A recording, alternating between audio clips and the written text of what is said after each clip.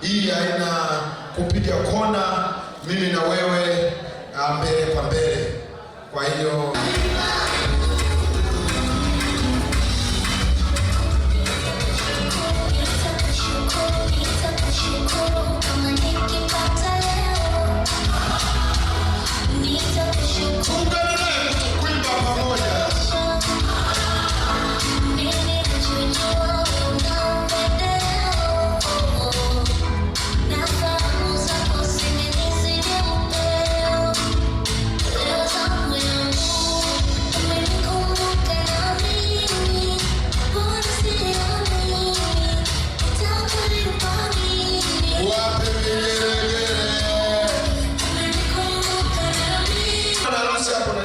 vijana ambao hawana mambo mengi.